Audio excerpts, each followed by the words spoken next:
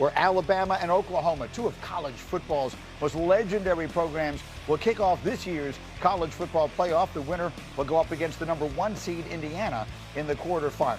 As far as Bama and Oklahoma, they played back on November 15th. That was in Tuscaloosa. The Sooners won thanks to 17 points off 3 turnovers. Since Oklahoma joined the SEC last year, the one thorn in Alabama's side has been Oklahoma.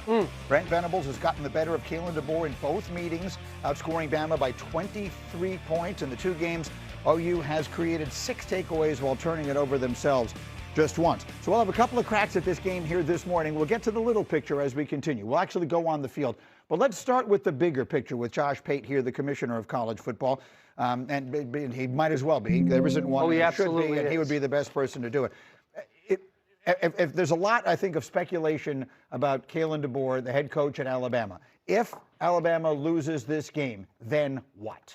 If Alabama loses this game, then there will be some people who talk about his job security. They'll talk about the prospects of 2026 and beyond at Alabama. I think the conversation will actually shift immediately to what Michigan's doing. Michigan still has a head coaching opening. Kalen DeBoer's put out a statement this week. Kalen DeBoer's talked from the podium in Tuscaloosa this week, and he said, I'm going to be here next year. I'm not interested in going anywhere. Respectfully, I don't think that's enough for Michigan. I think Michigan would require a no, and it would be this really weird dynamic where they lose. We were talking about this morning before the show. Like, normally when you lose, especially if it's Alabama, you're irate, you're upset. Alabama fans, though, they're aware that their coach is in demand. So might you want to temper your anger outwardly that you normally would just express all over talk radio, all over message boards, because you know, hey, the entire working theory around Alabama football right now is, could it be a little too uncomfortable for him? So it's this really weird dynamic. Your coach is in demand. He just lost his 4th game 2 years in a row. But how much outwardly do we express that? Well, that would be the question. I want it from the busing guys. If they lose this game, does the DeBoer to Michigan conversation get loud? Absolutely. Even though he put out a statement, even though he addressed the media, he talks about the players, how they've handled distractions, but he just didn't come out and say, I am not going anywhere. Like, this job, don't worry about this job. I will be at, without a doubt, Alabama 2026. He could have easily said that.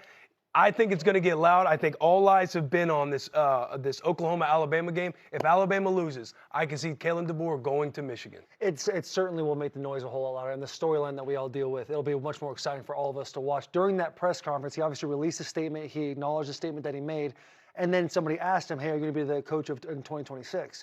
He sits there, ho-hums around of it, and then another reporter comes in, asks him again. He giggles through a yes of being the head coach of 2026. He says, Kalen DeBoer and Kenny Dillingham, they both had statements. They both said a whole bunch of things about how much they love where they're at, but have never drawn a line in the sand and be like, I am not going to Michigan. Can I ask a question about Buddy, yes, absolutely. Okay, so for people who are in it, I'm surprised to hear that, at least in theory, the Alabama fans, if Bama lost, would just sit back and be like, well, hopefully he doesn't go to Michigan. I would expect Alabama fans to be irate, going, we've lost 4 games 2 years in a row. Style of game, if they get one-sided like they did in the SEC title game, that would be back-to-back games of them getting thumped. I would have expected Alabama fans to be like, please go to Michigan so we can start over. I don't think they would be that way. I get where you're coming from there. I think they look at it and say, all right, why haven't we been able to run the ball? They've looked at it and said, there's still a transition in roster going on here, which Kurt Cignetti blows to smithereens because, he makes no one else able to have an excuse because of what he's done in Indiana. I think if there wasn't the Michigan thing out there right now, the Penn State thing, he swatted away pretty quickly. If there wasn't the Michigan thing out there right now, you would have the normal range of emotions. I would even go as far as to say you're right. If the Michigan thing wasn't out there, if you knew your guy wasn't in demand elsewhere, you'd just be free to let the anger flow. I was going to say, hey, let the anger flow. But when you know that there's someone else knocking on the door, I don't know if you're having an argument in your household even, and you know that significant other is really in demand elsewhere, it just does something to what you're willing to let come out of your mouth. Is there an element also of this game of Alabama needing to prove that it belongs in this game, which is to say, we understand, and I'm looking directly at you, Will Compton, that the way they played, one of the criteria for this thing, and I have no idea how they decided this, is who's playing best at the end seems to factor greatly into who winds up getting into this playoff, and they seemed somewhat protected by getting into the SEC championship game and losing, but they certainly haven't looked like the 9th best team in the country over the last few weeks. Yeah, I think they have a lot to prove. When you look at their last month, having a close game, surviving South Carolina, surviving Auburn, getting throttled in the SEC championship, I think they have a lot to prove going into this game, because when you look at Bama,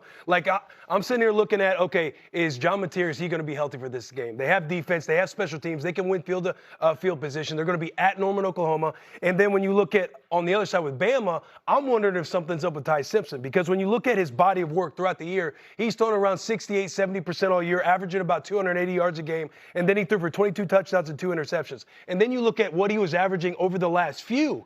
He's throwing around 54%, averaging 160 yards, and threw 3 touchdowns. So I'm wondering if he's going to be able to get Ryan Williams the ball. Is Ryan Williams going to be able to show up? They can't run the football. So if something's going on with Ty Simpson, and there's something out there that we don't know about, and it comes out in this Oklahoma game, absolutely it's going to validate me sitting there and being like, this is a team that limped into the college football playoff. Yeah.